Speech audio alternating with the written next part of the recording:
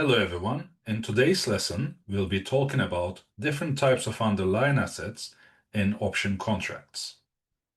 So far in this course, we have mainly focused on stock options, but option contracts can be written on many different underlying assets. So what we will do, we will go over each type of option contract, beginning with a quick recap of stock options. As we've already seen examples of this in our earlier lessons, I'll skip over this relatively quickly. In stock option contracts, the underlying asset is a stock. You might have, for example, put options, which gives you the right to sell the stock at the exercise price. This gives you basically downside protection from drops in the share price. Or you could also purchase call options, and this gives you a right to buy the underlying stock and helps you share in the stock's upside potential. The expiry dates can vary, so you can find options that are expiring in a week, in a month, or you can even have maturities exceeding a year. So these are called LEAPs, which stands for long-term equity anticipation securities. Okay. To give you a quick specific example, so let's suppose you buy American put options on Google shares. Nowadays, the parent company is called the Alphabet. And let's say the strike price is 175 at the moment. So this means that if the stock price goes up, this option is going to be out of the money. Why? Because you have a put option, which means you can sell the asset for 175. And if you can sell it in the market for 178, that's more beneficial to you. So you won't exercise the option contract in this case. That's why it is out of the money, and you would actually sell your shares in the market if you wanted to. But if the stock price goes down, which is what you initially fear, so that's why you buy this downside protection, the put option. So if it drops 170, for example, then your put option is in the money and you can still sell your shares for $175, which is the contractually agreed price. Right, let's move on to the next category, which is currency options. So these are options written on foreign exchange rates, essentially. And there is significant activity for these in the over-the-counter markets as opposed to organized exchanges. And this is basic to meet the demands of big companies, institutional investors, and so on. And this flexibility is valuable in terms of the option writer. So, for example, a multinational company negotiating with the option seller by customizing the terms of the contract. For example, the strike price, expiration date, and so on. So for example, when we talk about stock options, these are pretty standard contracts that are available in the market. So you need to choose one of those standard contracts. Whereas with currency options, you can customize to some extent. And why these options are valuable? Because they help companies or businesses hedge against exchange rate risk. Okay, so that's the main purpose of these options. You can also use them for speculation as well. Just to give you an example, so let's say again you are a multinational business, and suppose you have sales income from abroad, so which will come in foreign currency, but you worry that this will come, let's say, in a month or so. You worry that the currency will lose value against your home currency, so which means that you will basically get less. Then you can actually enter into a put option, right? Put currency option and fix the exchange rate now, so you know that exactly what you will get in terms of the exchange rate in 1 month's time. So this again offers you downside protection. Or for example, you might have future payments in foreign currency. Maybe you are purchasing raw materials abroad, right? And now you are worried that your payment bill will increase because of exposure to this exchange rate risk. So, for example, the foreign exchange will become more valuable and increase in price. Then you can actually buy a call currency option and again fix the rate today, so you are protected again from this exposure to the exchange rate risk. To give you a specific example, suppose you purchase a European call option to buy £1 million at an exchange rate of $1.2 per pound in 6 months. Okay, so when you enter this contract, you actually need to pay for it, right? So it doesn't come free because it's a valuable contract. So the option writer will charge you for it. So what this contract means is that in 6 months, essentially, you can purchase 1 million pounds by paying $1.2 million, right? So this is the contractually agreed exercise price. Now, whether you would do this at the end or not will depend on the spot exchange rate in 6 months' time. So, for example, if the exchange rate becomes $1.3 per pound, now your contract is in the money and you would exercise it. Why? Because at this rate, you would have to pay 1.3 million in total rather than 1.2. So, of course, you prefer to pay 1.2 rather than 1.3. So, in this case, the contract is valuable, in the money, and you exercise it. But conversely, let's say the exchange rate falls to $1.1 per pound. Now you could actually buy 1 million pounds for $1.1 million.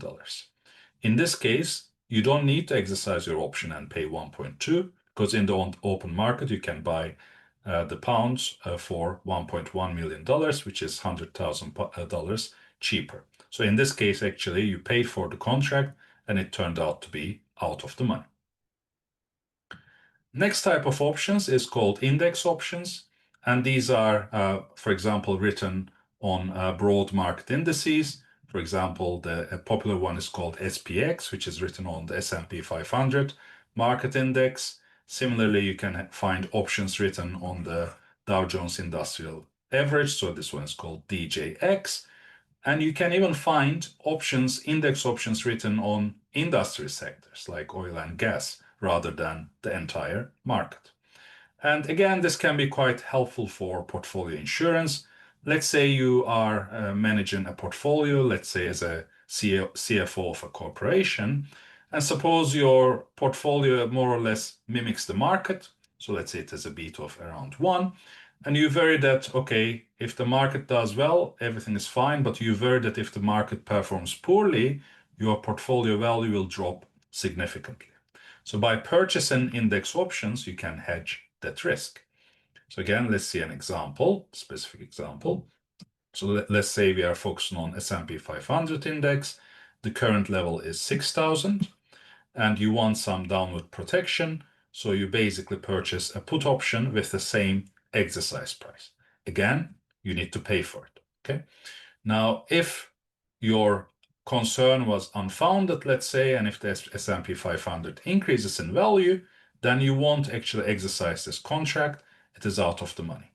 But if the market performs poorly, in this case, you can benefit from this option. You can, because your option in this case will be in the money, so you'll be able to benefit from the difference in the exercise price, which is 6,000, and the level of S&P 500, 5,900. So although your portfolio loses value, the income you get from the exercise of the option will compensate at least part of your loss, or depending on how you structure the contract, perhaps all of your loss. Okay. Next category is futures options, and this is sometimes called options on futures as well. So perhaps this is the most subtle one. So in this case, the option contract gives you the right to enter into a futures contract, right? So futures contracts, again, allow you to fix prices in advance. So they can be, for example, on commodities, on exchange rates, on interest rates, and so on. So in this particular case, if you enter into a call futures options, essentially you get a right to enter into a long futures contract, okay, at a certain price, again determined by your option contract. And conversely, if you purchase a put futures options, then you basically gain a right to enter into a short futures contract. So this sounds quite abstract, so let's try to make it a bit more tangible with an example. So let's say we are interested in gold as a commodity, and we would like to perhaps either gain some exposure or hedge some risk. So let's say we buy call futures, okay? And in this case, basically our view is that the gold will increase in value in the future. So I would like to be able to buy it for at a lower price, more cheaply in the future. So let's say the strike price you agree at the moment is 3,300 per ounce. If your vision is fulfilled and if the gold prices in these increase, let's say to 3,400, your contract is in the money and you would exercise it. And this would actually involve a couple of steps. So what would happen is that you would exercise your option, which will actually allow you to enter into the futures contract.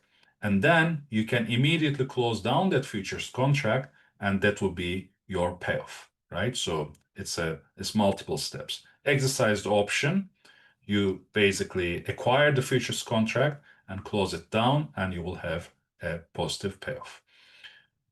Or if you were, let's say, wrong about your anticipation, and if the gold prices go down, in this case, your futures option would be out of the money and you wouldn't be exercising it.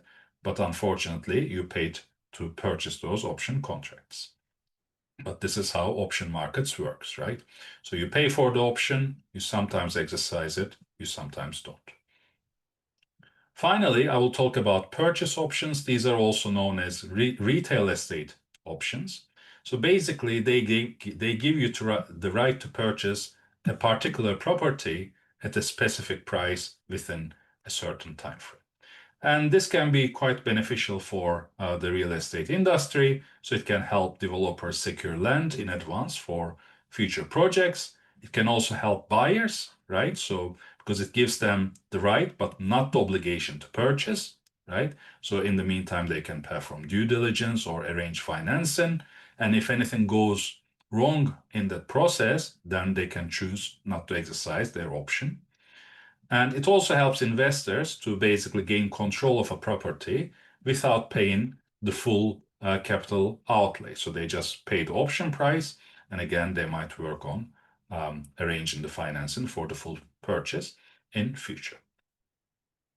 So here's a bit of homework for you about, again, hedging for a multinational company. You can find a solution to this question on our website. The link is in the video description, so feel free to have a look. And that's all for today's video. In the next lesson, we'll be talking about the binomial option pricing model.